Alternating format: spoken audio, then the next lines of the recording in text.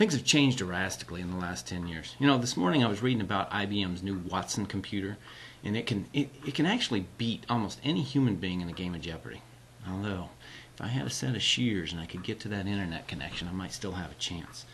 You know, change is coming, and it's coming rapidly. Things around us have changed. But you look at schools, and there's not so much change going on. We talk a lot about change, but real, true systemic change has not happened. You know, and I think about, a decade ago, did travel agents sit around and they were sensing things probably weren't quite right, and they tried to come up with some solutions to revitalize their businesses? Maybe they wondered about slashing their commissions, putting up some more colorful posters, maybe even giving away some more free vacations to lure customers. No doubt, they saw their sales were decreasing, and they knew why, but they were unable to save themselves from the onslaught of the internet travel discount sites like Orbitz, Travelocity, etc. They played in the margins. They reduced their profits, but they were still unable to compete. Today in education, we're busy trying to find ways to reform our practice.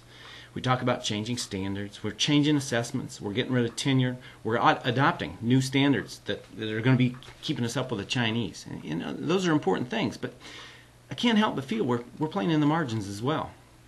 The way people access information has changed fundamentally. The world's body of knowledge is available at almost any time and anywhere.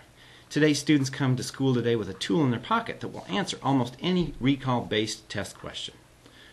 If you have not viewed Will Richardson's talk on learning in a network world, you need to. He says we spend too much time trying to make our students learned as opposed to teaching them to be learners in a connected world of social media. And I'm not so sure we need to teach them. They're already there. Do we really need to wonder why they come to school unmotivated and bored? Because we choose exactly what they are supposed to learn at the moment they're there?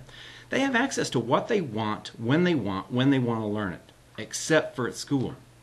If we as teachers are not willing to adopt the tools of learning and become connected with the wide range of information and experts that are available, we're going to go the way of the travel agent. Many parents are choosing to opt out of sending their children to public schools. Public education cannot sustain itself if more and more parents choose to take their students to alternatives that better engage their children. The competition for our students hasn't really started yet, but it's coming, and playing in the margins isn't going to save us.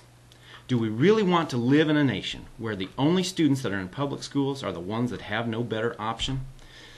The social stratification is bad enough as it is. We can't allow our education system to be more segregated by haves and have-nots than it already is. We need to honor Martin Luther King Jr.'s dream that we're all equal and we all have an equal chance. Our linear model of teacher-centered learning is not going to sustain us. We as educators must connect with the social world of learning and in turn use our ability to learn from one another and connect our students to the resources that will stretch their experiences. Several years ago I was reading a blog by Doug Johnson on his Blue Skunk blog, and he made the statement in a piece on the unrealized potential of tech. He said, my grandson's in school today, and teachers need to quit worrying about what school's going to look like in 50 years. I'm worried what it's going to look like when he comes in from lunch today from school. We've got to quit playing in the margins.